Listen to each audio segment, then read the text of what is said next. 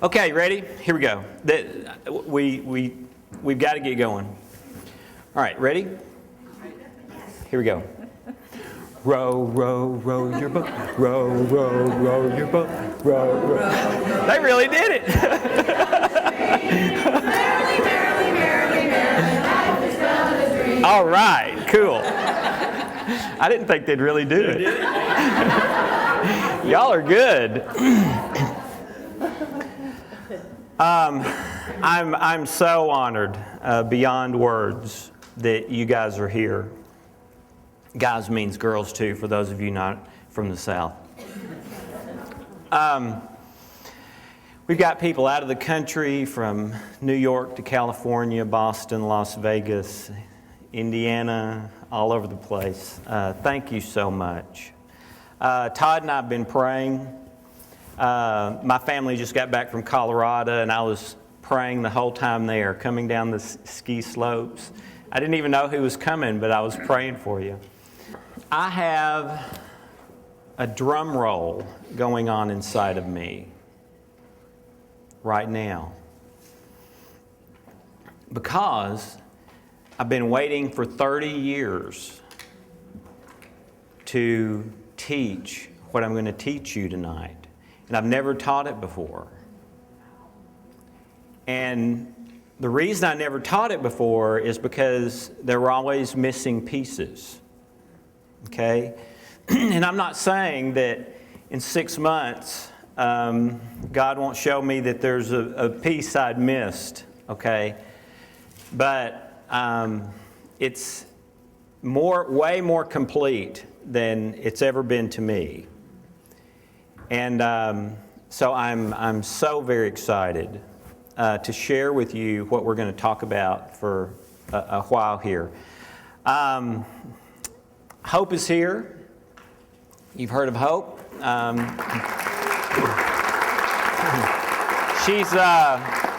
She's my second wife, as she says. My first wife was Tracy, and she said that Tracy's the bad one and that Hope's the good one. So you can meet both of them whenever you want. Hope and I met just a few feet from where we are right now. The next building over in front on the steps is where we met. And my two sons are here. Harry is a freshman in school here. He's in the back. Stand up, Harry. And George is in front. Stand up, George.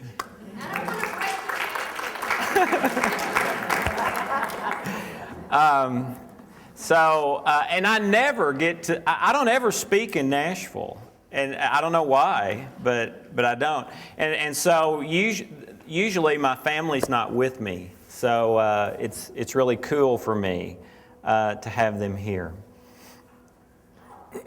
How many people want healing? How many people want to be happier, healthier, more fulfilled, more successful? Okay, me too.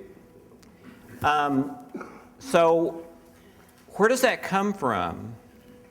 And what blocks us from that? Okay, what we're going to do tonight is I'm going to give you some theory. For some of you, it'll all be new. For some of you, you've heard a good bit of it.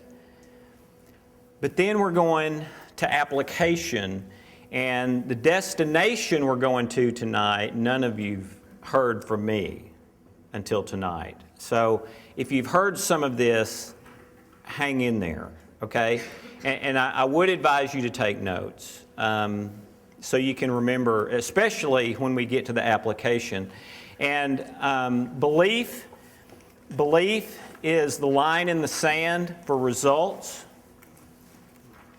but understanding is required for belief. Okay, so you can have the truth, but not be getting any results, and it's almost always because you don't understand something.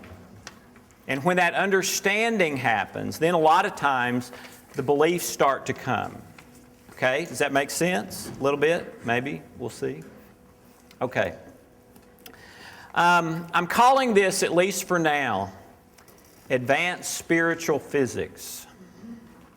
That may change tomorrow, but we can call it that for tonight. And to me, it's sort of a coming together of spirituality and science into a harmony, a resonance that we can apply to really any area of our life in order to get results that we've not been getting, okay?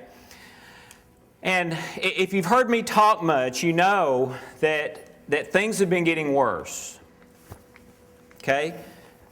1971, Richard Nixon declares war on cancer. It's number 8, the 8th leading cause of death. Today it's number 2, 41 years later.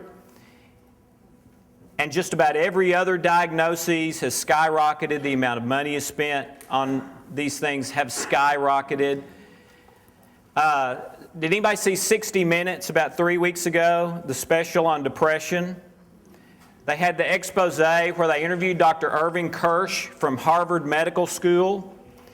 And Dr. Irving Kirsch had gotten all these pharmaceutical industry data that's unpublished. It was unpublished data about drug results, okay? And so he steps out with Leslie Stahl on the international stage of 60 Minutes, and what does he say? Antidepressants don't work. And Leslie Stahl is billions and billions of dollars, life-crippling side effects. And they don't work? And Dr. Kirsch says, yeah, and it's even worse than that. The drugs for all these other things don't work either, and he starts naming them off. Based on the real data, but data that they legally don't have to publish. Okay? And so they go on and on and on, and they talk more about it. And by the way, I'm not telling you to quit taking your drugs. Okay? But then comes the inevitable question, what do we do? All the people that have these problems, what do we do? You know what the conclusion was? From a medical perspective, this is so amazing. If you've been in the health world at all over the last 20 or 30 years, this just makes your head spin. It's like, am I in Oz or something? Because the thing we need to do about it, according to a Harvard medical doctor at Harvard Medical School, we need to start prescribing placebos. Because they work just as well or better than the meds without the side effects, with hardly any money invested. And you're kidding. That's the solution? We need to start prescribing. Yeah, that's it. That's the solution. And if you've been around for the last 30 years, the reason that I'm laughing that that's so funny is since the dawn of Western medicine, that is the attack they've leveled at everybody else. It only works by placebo. And now it's come full circle.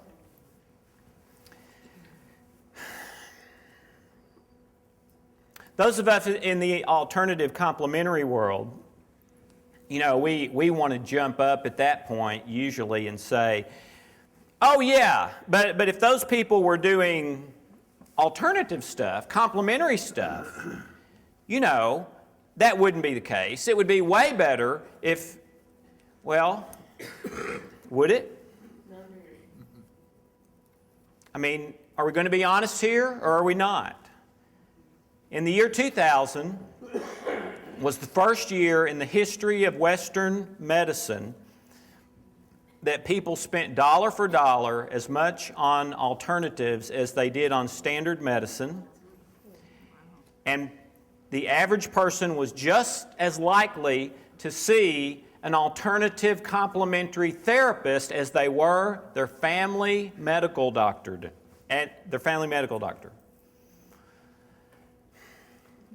It became the topic of the AMA's convention in the year 2000. You know why? Billions of dollars is coming out of our pocket. And have you noticed ever since then, they've been buying up natural health stuff, the natural health labs and all those things? Why? Because they want to get that money back, all right? But if we're going to be honest, we have to say, okay, well, wait a minute. That natural tidal wave started at least 10 or 15 years before that. So we're talking a 20, 25, 30-year natural health tidal wave, and things have still been getting worse. You know, I sat under a tree one day. That's what I call going to think and pray. I sat under a tree one day, and I said, how can that be? What is going on? Because I believe in natural health. I take supplements every day. My wife and I took homeopathy for years. I meditate, I pray, I exercise, drink clean water. How can that be? Well, the only solution I could come up with is we've got to be looking in the wrong place.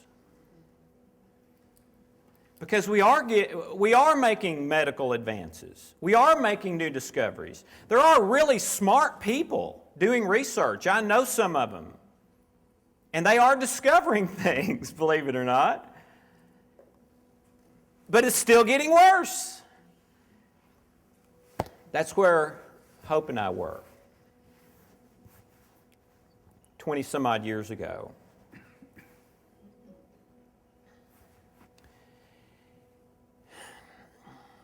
And I read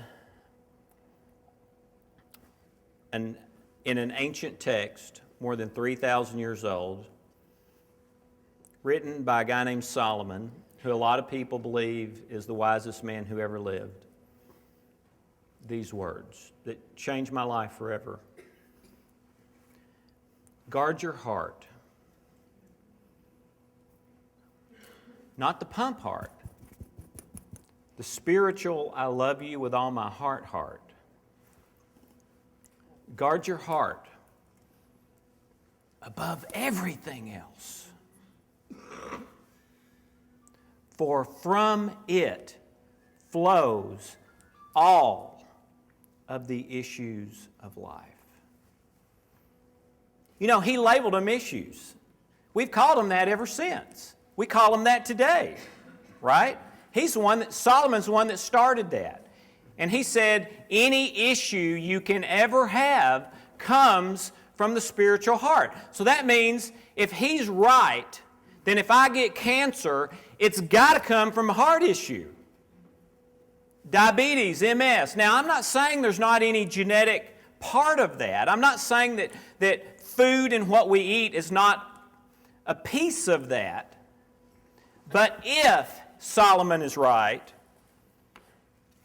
the linchpin, the yes or no switch, has to be in the spiritual heart. Well, if it is, in a way, that's good news, because that's where we've not been looking. We've been looking at standard, we've been looking at complementary, but we haven't been looking at spiritual. And I think when we have looked at spiritual, we've looked at it in the wrong way.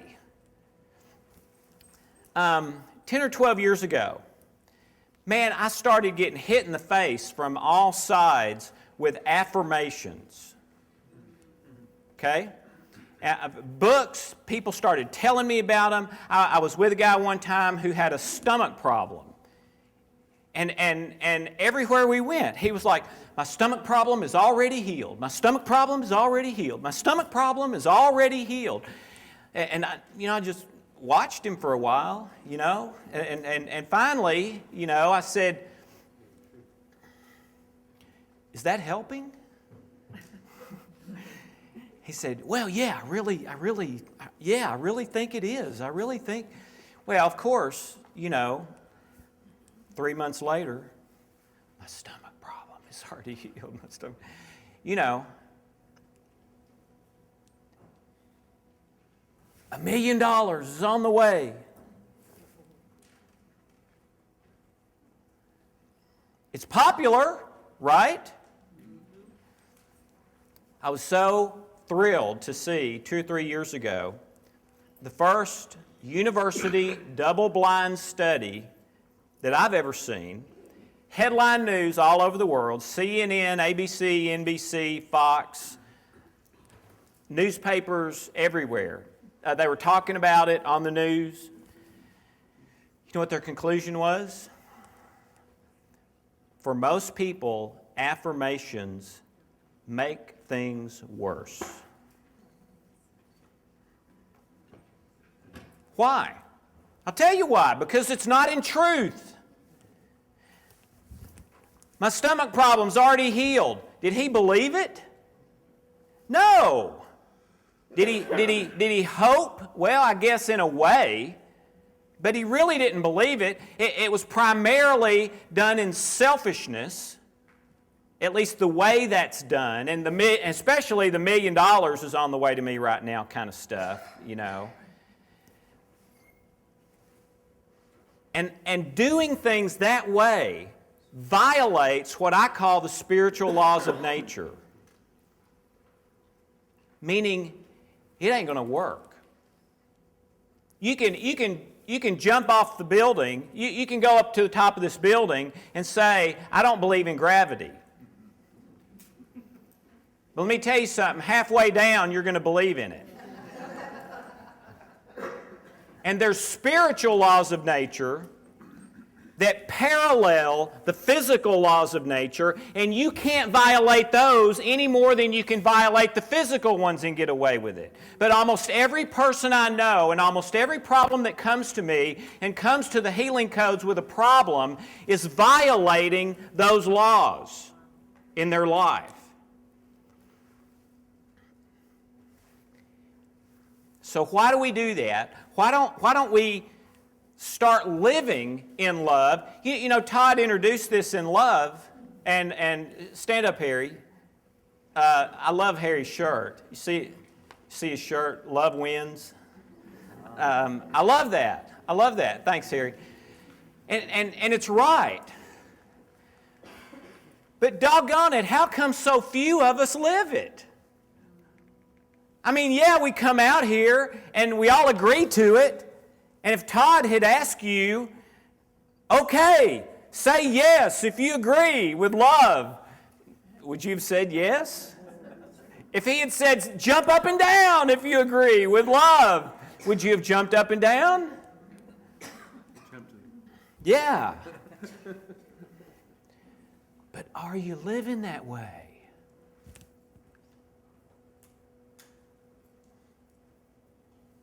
And if not, why? Well, for most of my life, I couldn't. And I'm not there yet, as one lady in the back of the room will tell you. But I'm way better than I used to be. And most days, I feel like I'm living in love and joy and peace. And I want that for you too. I want it for me even more, but I want it for you too. Okay? So let's talk about how we do that and how this stuff works together. There is love and light, okay? And in my opinion, those are flip sides of the same coin. Light is the more physical manifestation. Love is the more non-physical manifestation. If you go to Vanderbilt Hospital over here and have them do a CT scan or an MRI on you, and you have a liver problem, the doctor will come out and show you a picture. Okay? And he'll say, Todd, see that spot? See that dark spot right there over your liver? We may have an issue there. We need to check that out. We need to run some more tests and check that out. Do you know that the CT or the MRI did not take an internal picture? It didn't. It made a picture. A CT and an MRI are programmed with hundreds and hundreds of energy frequencies. Did you know that? The frequency of a healthy liver cell and the frequency of a liver cell that's not healthy. In MRI, the R stands for resonance, which is frequency. Okay? So when it scans the body, if it picks up the frequency of an unhealthy liver cell, it makes a picture. So in reality, what that MRI is picking up is darkness on your liver. Okay? So love and light, flip sides of the same coin. One more physical, one more non-physical. Fear and darkness, flip sides of the same coin. Darkness more physical, fear more non-physical. Okay? You with me? Okay. If y'all could mute your phones, that would be cool. Okay. So, if I want to live in light and love, but I'm actually living in fear and darkness, how does that happen? There's another element.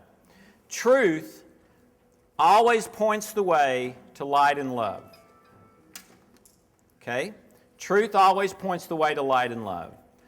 Falsehood always points the way to fear and darkness. Every single time. So, we have our person here. And I had Hope draw this so that you wouldn't laugh at me. Think I'm kidding, don't you?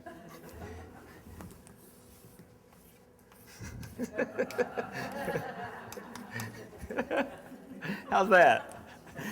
Okay. So we have our person here, and we want to be healthy and happy. We want to live in love and health, right? What is the only way that she can be sick?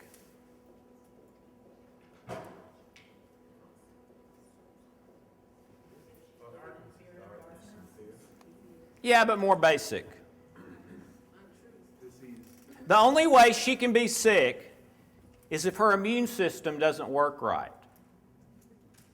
Over the last 10 years, I've probably asked 200 medical doctors. Do we have a medical doctor in here?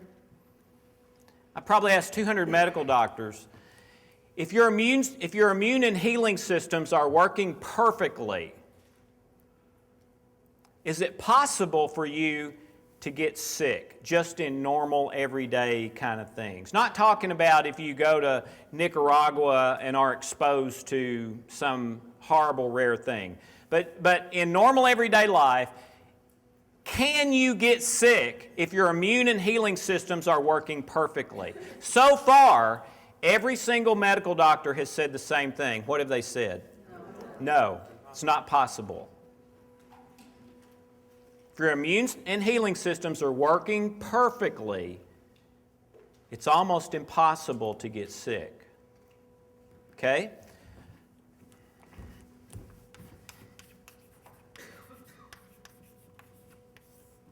So, what keeps your immune and healing systems from working perfectly? stress, all right? All right. Yeah, that's true. For the last 30, 40 years, every medical school on the planet, between 80 to 95% of all illness and disease comes from stress. That's right. What is the other name for the stress response? I mean, there's the HPA axis, which is hypothalamic pituitary adrenal axis, but I'm not talking about that one. What's the more common name for the stress response? The fear response, right? The fear response. And one of the reasons it's called that is because fight or flight is only supposed to happen if our life is in imminent mortal danger right now. Meaning Dave is chasing me with a knife, or Todd is chasing me with a gun, or there's an 18-wheeler about to pull over on me on interstate. Okay? That's the only way I'm supposed to go into fight or flight. I am never supposed to be stressed outside of what's called eustress, which is healthy stress, right? You know that. My legs, if I don't use them, if I don't give them healthy stress, they'll deteriorate, right? But outside of that healthy stress, I'm not ever supposed to go into fight or flight unless my life is in immediate mortal danger, right? Okay. But that's not what's happening. What's happening is we're going into stress, we're going into fight or flight, 10, 15, with some people 20 times a day, to the point that we're basically living there. Right? Okay. So where does that come from? It comes from fear.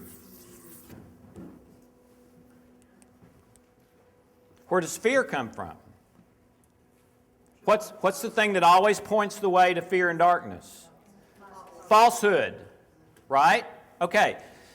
So here's how it works.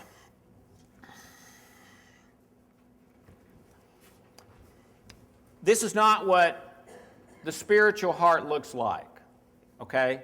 But I'm going to use this. Everything that's ever happened to you is recorded in your heart. Not the pump heart, the spiritual, I love you with all my heart, just like Solomon said 3,000 years ago, okay? It's recorded in the form of images. The language of the heart is pictures. Pierce Howard, PhD, the owner's manual for the brain. All data is encoded and recalled in the form of pictures. Pictures are the language of the heart and the and subconscious mind. Okay? So, in our heart, we have billions and billions and billions and billions and billions of pictures. Okay? And our heart has a screen. A big, high-definition, holographic, big screen, TV screen. It's where the images that are active right now are displayed. Okay? Whatever is on this screen from here is what your current experience is. So, if you have fear on your screen, you're going to be experiencing stress in your physical body until the weak link breaks. It's called weak link theory, and every medical doctor on the planet ascribes to it because it's right. They're not wrong about everything. Okay? So, under continual stress, your body and mind's weakest link will break first. With hope, that was depression. With me, it was acid reflux. It's different with every person in this room, based on all kinds of factors. Yes, including genetics. Okay? But Dr. Bruce Lipton from Stanford Medical School describes that this is the only way you can ever get a disease. Because they say 95% of illness and disease is from stress. The 5% that's not from stress is what? Genetic. So where did the genetic come? It came from somewhere in your ancestry where a disease gene unmasked because of stress. And if the stress is removed from the person who has it now, and the only way you can do that is by getting rid of the fear, then the stress leaves the body. The hypothalamus in the brain turns the stress switch off.